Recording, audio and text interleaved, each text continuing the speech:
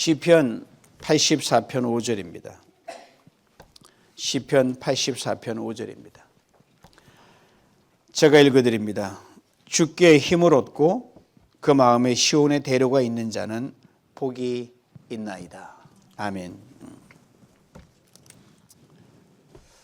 신년 특별저녁집에 3일간 한 가지 주제를 가지고 했는데 뭐죠? 기적의 여정을 걸어라. 그 주제가 갑자기 정해진 표가 아니에요. 제가 특별 집회 때 말씀드렸지만 저희 교회가 18년 해를 지나오면서 실제로 경험했고 실제로 누렸던 하나님의 기이한 인도하심, 그리고 뭐 기이하다고밖에 말할 수밖에 없습니다. 그 은혜에 대한 고백 선언입니다. 이렇게 많은 은혜를 입었는데 가만히 있을 수가 없지. 하나님의 손길이 우리 광야 교회를 지난 우리 교회에겐 기적 그 자체였어요. 어느 이 세상에 있는 교회보다 기적을 우리만큼 경험한 사람 없을 거예요. 눈물겨운 저는 간증이 많습니다. 그리고 오늘 함께 봉독한 시편 84편 5절, 주께 힘을 얻고 그 마음이 시온의 대로가 있는 자는 복이 있나이다. 이 말씀은요, 아신다 여러분, 신년 특별 집회 때 그 나누는 핸드아웃 있었죠? 거기에 신년 특별 집회 주제 성경 구절이 오늘 말씀이었어요. 아셔요? 이 말씀 집회 첫날부터 둘째, 셋째 날까지 계속 우리 앞에 놓였던 말씀이었습니다. 오늘 한 절을 의도적으로 오늘 주일을 위해 제가 남겨놨어요. 그래서 오늘 말씀 이 신년 특별 집회 마침표가 아니라 2020년 한 해를 실제로 살아가기 위한 기적의 출발선입니다. 오늘 예배를 통해 저는 여러분 한 분 한 분을 다시 한번 그 출발선 위에 세워드리고 싶습니다. 과거의 기적을 추억하는 자리가 아니라 Miracle Again, 다시 한번 기적으로.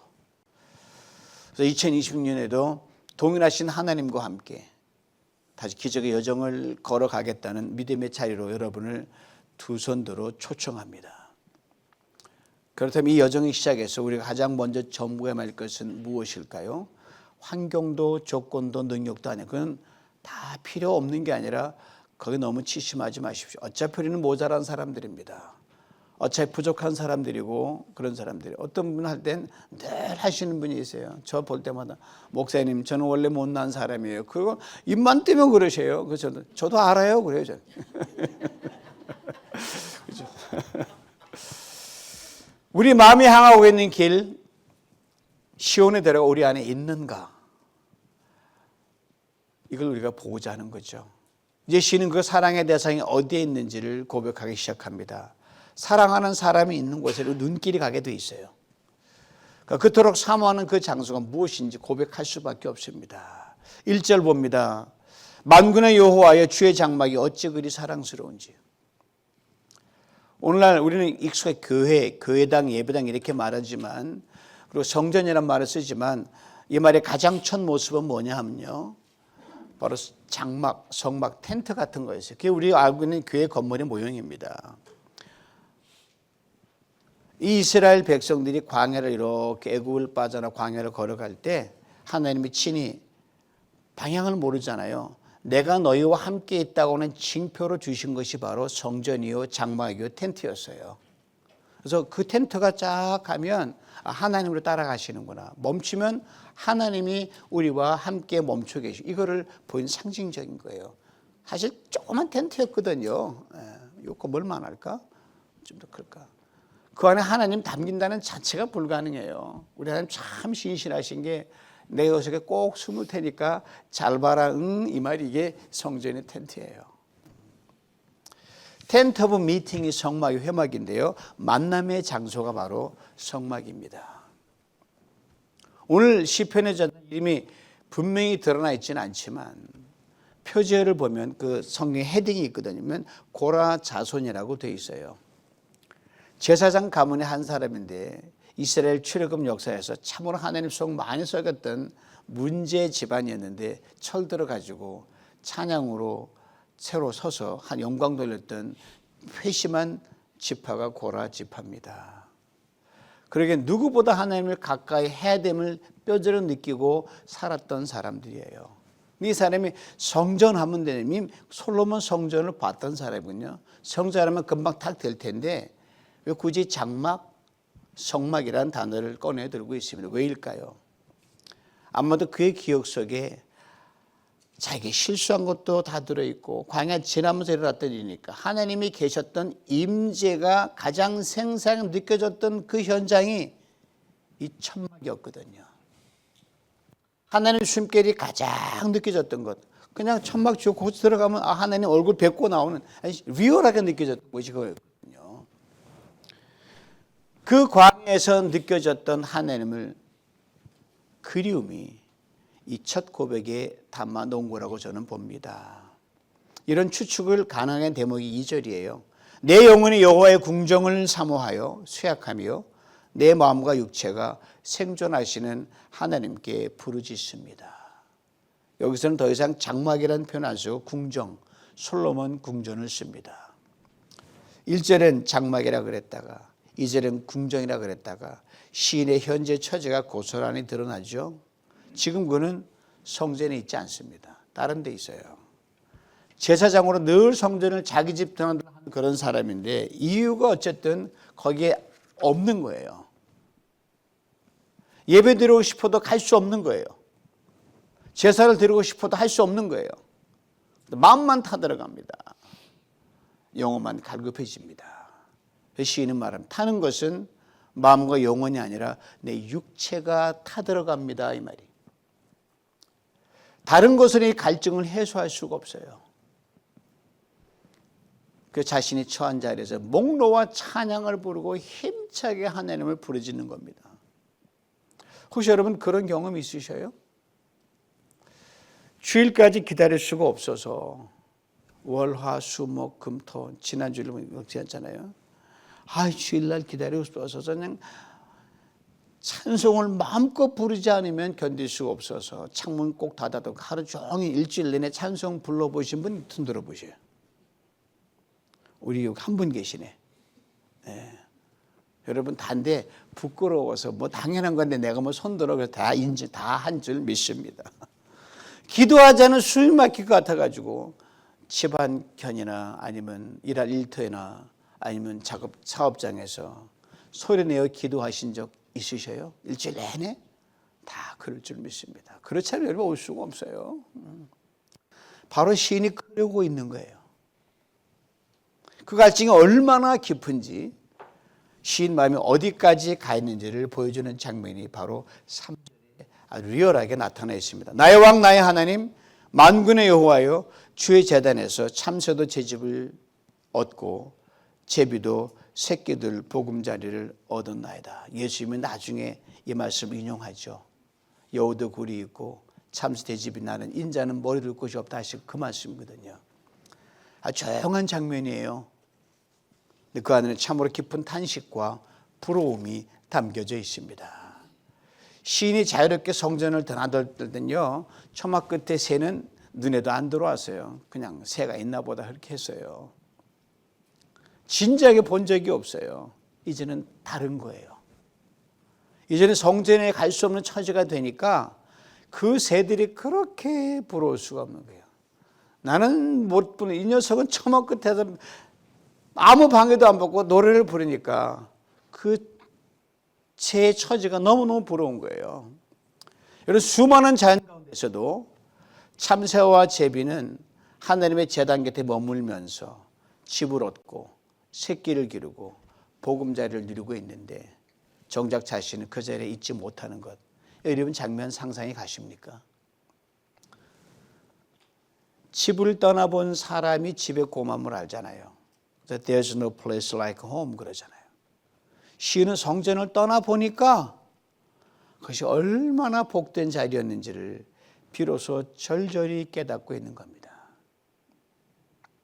아마 한편으로는 차라리 새가 되어 처마 밑에 갔으면 좋겠는데 그런 마음 분명히 들었을 거예요. 잠시 머물다 와서 내가 이 갈증을 덜 수 있겠다. 사랑하는 성도 여러분, 우리는 예배 드리고 싶을 때 마음껏 예배할 수 있습니다. 성전을 찾아 나올 수 있습니다. 그러나 이 땅에는 그렇지 못한 분들이 굉장히 많습니다. 굉장히 많아요. 뭐 공산권은 물론이고 전쟁터 마찬가지고 종교적 탄압에 시달리는 모든 분들은 우리가 상상할 수 없는 이 간절함 속에 살아가고 있어요. 한 번만 가서 예배도 드렸으면 좋겠다. 그 마음이 얼마나 간절한지 모릅니다. 또 건강이 허락하지 않을 경우는 나오고 싶어도 못 나올 때가 많이 있잖아요. 그래서 시인은 성전에 거할 수 있다는 것 자체가 얼마나 큰 축복인지를 이렇게 고백합니다. 주의 집에 사는 자들은 복이 있나니 그들이 항상 주를 찬송합니다. 사랑하는 성도 여러분, 이런 거자 오늘 참으로 웬일인지 이만큼의 건강한 몸으로 맑은 정신으로 하나님 전에 나와서 기도하고 찬양하고 말씀을 들을 수 있다는 것, 이 자체가 여러분 그냥 복이란 단어는 설명이 안 돼요. 기적입니다. 기적이에요. 사절 끝에 붙은 짧은 단어 여러분 잘 알고 계실 거예요. 셀라라는 단어가 있습니다. 고개를 든다는 거예요. 무슨 말이에요? 주의 집에 온 사람, 복된 사람들이요, 이제 고개를 들으라는 겁니다. 힘든 인생의 일들이 있습니까?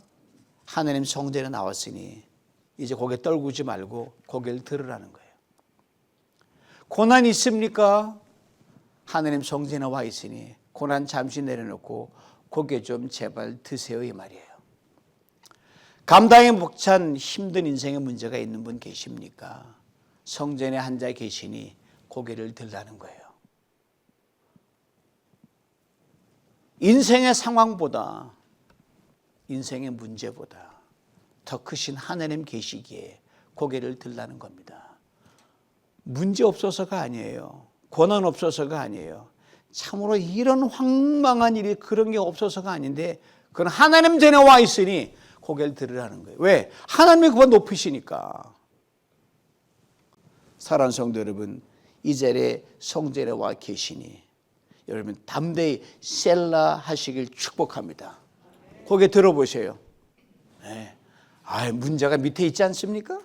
고개 이렇게 보세요. 문제가 보이네요. 그러면 안 되는 거예요. 그렇다면 이렇게 셀라 고개를 들라고 외치는 이 시인은 지금 어떤 상황 가운데 서 있는 사람일까요? 시인은 자신의 처지를 숨기지 않습니다. 오히려 정직하게 아주 직접적으로 말합니다. 6절이에요. 그들이 눈물 골짜기로 지날 때, 시인은 자신의 인생자리를 눈물 골짜기로 얘기합니다. 히브리어로 바카의 골짜기라 그래요. 이 바카 골짜기 어딘지 모르지만 성경학자들은 공통적으로 말합니다. 예루살렘 성전에 올라가는 순례자들이 반드시 지나야 했던 길목, 거기가 눈물의 골짜기래요. 물도 없습니다. 나무도 없습니다. 그냥 그늘도 없는 메마른 길이었다 그래요. 한마디로 말하면 반드시 거기를 통과해야 돼요. 그래야 성전 갈 수 있어요. 피해 갈 수가 없어요. 그렇지만 머무고 싶지는 않아요. 그렇잖아요. 피할 수는 없지만 누구도 자원해서 선택하지 않는 길, 그게 바로 눈물 골짜기입니다. 그러기에 이곳은 그저 지리적인 장소가 아니라요, 인생의 한복판에서 만나는 고통의 자리요, 고난의 중심이요, 눈물 없이는 건널 수 없는 그 시간을 말합니다. 시인의 말대로 이 골짜기 눈물 없이는 갈 수 없어요. 어떤 눈물은 짧게 흐르지만 여러분, 어떤 오랫동안 마르지 않게 계속 흐를 경우가 있어요. 지금 시인이 바로 그 인생의 골짜기, 눈물의 골짜기를 지나고 있다는 말입니다. 여러분, 골짜기를 걷고 있으니 만약 깊은 골짜기라면 저 산꼭대 능선이 안 보여요. 아주 깊박히면요, 보이면 괜찮아, 안 보여요. 빽빽한 숲속이라고 하면 여러분, 눈앞의 시야는 완전히 흐려집니다.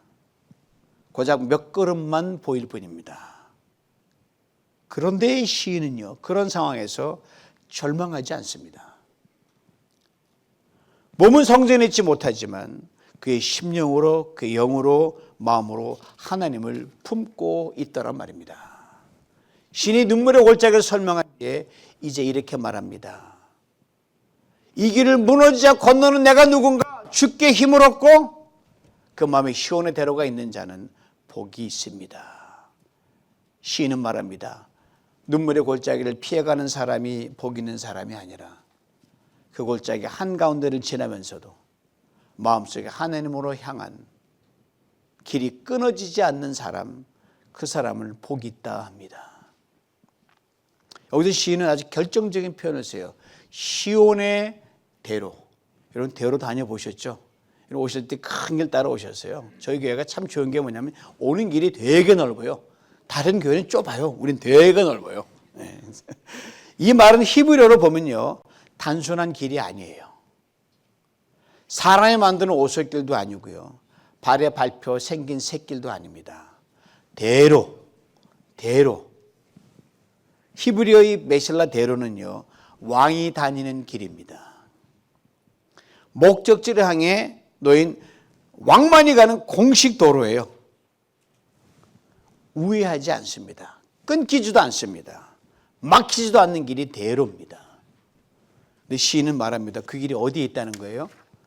환경이 있지 않고, 상황이 열리면 생기지도 않고, 형편이 나아지면 생기지 않고, 그 마음의 대로가 있다고 말합니다. 무슨 말이에요? 몸은 박하골짜기 있지만, 인생의 눈물의 한복판을 지나고 있지만 그 사람 마음속에 이미 하나님 곧게 연결된 엄청나게 넓은 길이 있다는 거예요. 목회단 썼지만 16차선 대로가 있다는 거예요. 그 신앙에는 다른 거예요. 눈으로 보면 사막에 막혀 있죠. 우리가 용 뺄 수 있습니까? 막혀 있는 건 뻔한데 귀로 들으면 소망이 없어 보입니다. 경험의 틀 안에서는 답이 없어 보여요.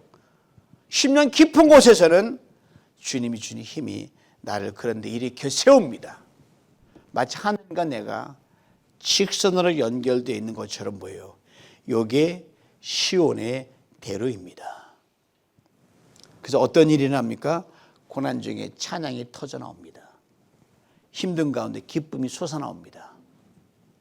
겹겹이 막힌 그 답답한 현실에서 감사가 흘러나옵니다. 이제 더 이상 내가 기준이 아니에요. 상황도 기준이 아닙니다. 하나님이 기준이에요. 모든 상황을 주관하시는 하나님, 복의 근원이신 하나님이 지금 나와 함께 하심을 고백하는 거예요. 이 신앙의 고백을 시는 6절 후반부터 이렇게 아름답게 노래합니다. 그곳에 많은 샘이 있을 것이며 이른 비가 복을 채워주니이다. 이른 비가 뭡니까? 팔레스타인 지방 가면요, 파종기 때가 가장 건조해요. 그때 비가 내리지 않으면 씨앗이 땅속에 죽어버립니다. 바로 그때 내리는 비가 이른 비예요. 하나님이 생명을 살리기 위해 주시는 결정적인 비, 이 비 없으면 큰일 나요. 시인은 지금 이렇게 고백하고 있습니다. 나는 지금 박하골짜기를 걷고 있지만 하나님이 골짜기를 그저 벌어진 사막으로 두지 않으신다. 내 눈물의 자리에서 샘이 터지게 하시고 메마른 인생의 때에 이른 비 같은 애로 이 골짜기를 복으로 채우신다. 그러므로 사랑하는 성도 여러분, 박하골짜기는 끝이 아닙니다. 눈물은 결코 하염없이 흘러서 낭비되지 않는다는 말이에요. 시온의 대로가 마음에 있는 자에게 하나님 눈물의 골짜기를요, 기적의 샘터로 바꾸어 주십니다. 눈물이 샘물된 경험 있으셔요? 많이 흘릴수록 좋아요. 그렇다면 시는 여기서 멈추지 않습니다. 눈물 골짜기를 지나며 샘을 경험한 사람의 걸음은요, 어디로 향합니까? 시는 다음 장면 우리를 데려갑니다. 여전히 길은 끝나지 않고 광야나 지나가는 중인데 예측할 수 없는 희한한 고백이 튀어나옵니다. 7절입니다. 그들은 힘을 얻고 더 얻어 나아가 시온에서 하나님 앞에 각기 나타나리이다. 이 고백이 얼마나 비현실적인지 아셔요?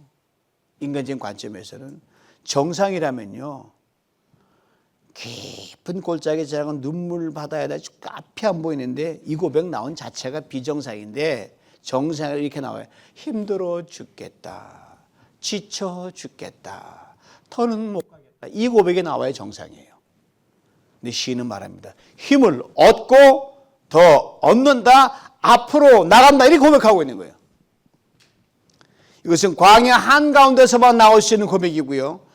하나님을 실제로 경험한 사람만 나오는 고백입니다. 고라가 그 고백을 한 이유는 그 경험을 했기 때문이에요. 한 걸음 더 나아갑니다. 언젠가 반드시 다시 시온에게 설계될 것을 믿습니다. 이거예요. 내가 하나님 앞에 나타나리이다. 예배 자리로 하나님 얼굴 안으로 앞으로 돌아갈 것을 확신한다는 겁니다. 그 시인은 걸음 멈추지 않고 기도로 이 길을 건넙니다. 8절입니다. 만군의 하나님 여호와여 내 기도를 들으소서. 야곱의 하나님이여 귀를 기울이소서. 셀라. 기류에 터져나온 절규와 같은 기도가 담겨 있습니다. 광야에서 부르는 기도요. 눈물 골짜기에서 올려드리는 기도입니다. 그리고 9절부터 12절까지 이 기도의 내용이 뭔지 우리에게 들려줍니다. 들어보세요. 우리 방패신 하나님이여 주께서 기름 부으신 자 얼굴을 살펴보옵소서. 주의 궁정에서 한 날이 다른 곳에서 한 첫날보다 나은즉 악인의 장막에 거하는 것보다 내 하나님의 성전 문지기로 있는 것이 좋사오니 여호와 하나님은 해요 방패시라. 여호와께서 은혜와 영화를 주시며 정직히 행하는 자에게 좋은 것을 아끼지 아니할 것임이니이다. 기도의 중심은 간단해요. 하나님 좀 봐주세요. 나를 내어다 봐주세요. 주의 기름 부은 자의 얼굴을 살펴보옵소서. 첫째로 지금 바깥 골짜기를 지나며 눈물을 흘리는 자신을 봐달라는 거예요. 하나님 지금 내가 흘리는 이 눈물 기억해 주십시오. 다시 눈물을 눈물병에 담으신 그 하나님께서 내 눈물도 눈물병에 담아 주시옵소서. 이것으로 끝나지 않아요. 둘째로 그 얼굴 아래에 있는 믿음으로 보아달라는 거예요. 환경은 여전히 골짜기지만 마음은 여전히 시온을 향해 있어요. 이 눈물과 땀 안에 숨쉬고 있는 하나님을 향해 숨쉬는 자기 고백을 봐달라는 거예요. 얼마나 귀해요. 또 눈물만 흘리고 주저앉아 있더니 나를 찾고 있구나. 그걸 봐달라는 거예요. 이게 믿음이죠. 여전히 10절에서 시인은 광야를 지나며 얻은 가장 깊은 깨달음을 고백합니다. 기가 막힌 고백이에요. 주의 궁전에서 한 날이 다른 곳에서의 첫날보다 낫다 그런 거예요. 바깥 골짜기를 지나기 전에 이 진리를 몰랐어요. 예배가 얼마나 귀한지, 하나님 앞에 서는 시간이 얼마나 절대적인 가치를 지닌 것인지 깨닫지 못했습니다. 시인의 눈물 골짜기를 통과하면서 그제야 비로소 깨달은 거예요. 이제는 하나님께 내가 이제는 다시는 적당히 나아가지 않겠다. 이제는 예배를 결코 대문대문 드리지 않겠다. 세상 어떤 화려함보다 어떤 안전함보다 하나님과 함께 그 한 시간을 내가 더 사모하겠다. 하루를 예배하고 내 인생 끝난다 할지라도 천년의 세월 가도 결단코 바꾸지 않겠다. 오늘의 언어로 말하면 주일 중심의 신앙이겠죠. 예배 중심, 공동체 중심의 신앙입니다. 시인에게 분명히 말합니다. 우리가 공동체로 모여드리는 이 예배 시간이 길지는 않지만 이것이 천년의 세월과도 바꿀 수 없다는 겁니다. 가장 귀하게 하는 그 신앙이, 그 시간이 우리를 지탱한다는 거죠. 여러분 아시잖아요. 때때로 휴가 중에도 출장 환경이 바뀌어도 예배자를 다 찾는 분들, 우리 성도들은 다 알고 계세요. 여러분 타주 한국 가서도 어느 예배당도 제가 대충 알고 있어요. 놀지 않은 거 알고 있어요. 그게 바로 이 시인이 얘기하는 거예요. 그리고 시인은 이렇게 하나님께서 이런 사람이 주시는 복을 세 가지로 압축합니다. 첫째가 은혜를 주십니다. 상황에 눌리지 않고 견디는 힘이죠. 둘째가 영화를 주신다고 했습니다. 인생의 낮은 자리에서도 우리를 존귀하게 높여주십니다. 셋째는 좋은 것을 아끼지 않습니다. 필요한 때 필요한 만큼 가장 좋은 것으로 차고 넘치게 채워주십니다. 그 시인이 이렇게 자신의 고백을 마무리합니다. 12절이에요. 만군의 여호와여 주께 의지하는 자는 복이 있나이다. 사랑하는 성도 여러분, 오늘 이 시인이 고백한 이 믿음, 이 사모함, 이 의지를 우리도 함께 붙들 수 있기를 원합니다. 자유롭게 성전을 찾을 수 있을 때, 예배할 수 있을 때 헌신할 수 있을 때 그 시간 결단코 가볍게 여기지 마십시오.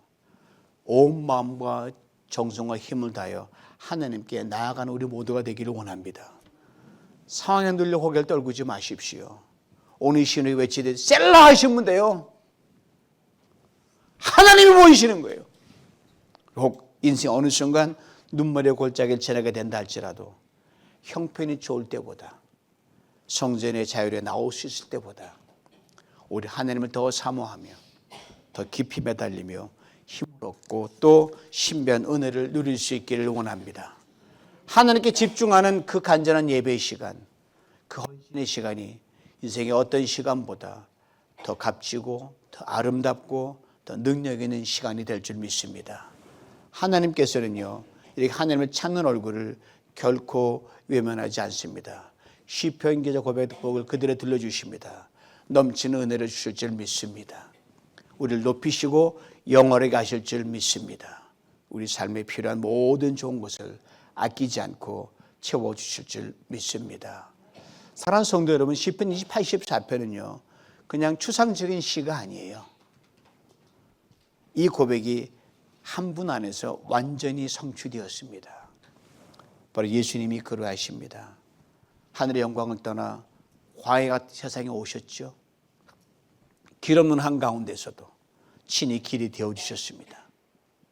주께 힘을 얻고 그 마음에 시온의 대로가 있는 자, 이 말씀이 가능한 이유는 뭐냐면 예수 그리스도께서 우리 마음 안에 시온의 대로가 되어 주셨기 때문에. 여러분 이미 시 안에 시온의 대로가 있어요. 예수로 인해서. 그분은 단지 길을 가르치는 분이 아니라 내가 곧 길이요 진리요 생명이라 말씀하신 분입니다. 그 위에서 시온의 대로를 가는 그에게 주신 놀라운 말씀이 있어요. 내가 주는 물을 마시는 자는 영원히 목마르지 아니하리라. 시편 84편에 노래한 눈물 곧자가 샘이 되는 약속.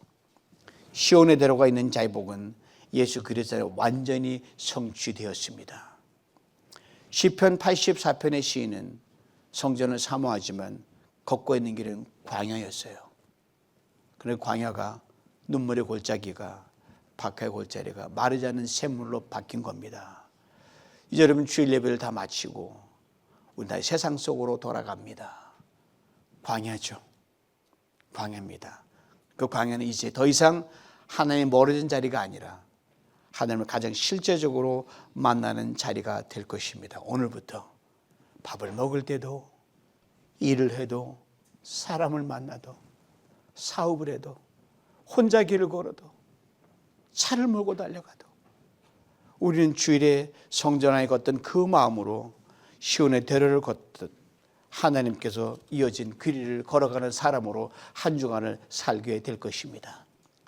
그러면 2020년 한 해 이렇게 걸어가시길 축복합니다. 주께 힘을 얻고 그 마음에 시온에 들어가 있는 자로 눈물의 골짜기를 지나면서도 원망이 아니라 샘을 만들어내는 예배자로 주일의 복이 월요일에 복이 되고 월요일에 복이 화요일에 복이 되어 마침내 복이 도미노가 되어 한 주 전체를 덮는 그런 삶으로 힘을 얻고 더 얻어서 언제나 하나님의 서 있음을 잊지 않는 그런 멋진 삶으로 달려갈 줄 믿습니다. 주님께서 십자가와 부활로 이미 닦아놓으신 이 기적의 여정을 연초부터 연말까지 멈추지 않고 끝까지 잘 걸어가시는 복된 성도님들 되시길 주님의 이름으로 축원합니다. 주님 오늘 말씀처럼 우리 마음에 시온의 대로를 놓아주시옵소서. 암이 있습니다. 다시 발견하게 해주시옵소서. 눈물의 골짜기를 지날 때에도 원망이 아니라 샘을 만드는 예배자로 살게 하시고 주일의 복이 월요일로 월요일의 복이 한 주 전체를 흘러가게 해 주시옵소서. 2020년 한 해 주께 힘을 얻고 더 얻어 삶의 자리마다 하나님 앞에 서 있는 사람으로 기적 여정을 신실하게 살아나가는 우리 모두가 되게 하여 주옵소서. 예수님의 이름으로 기도하옵나이다. 아멘.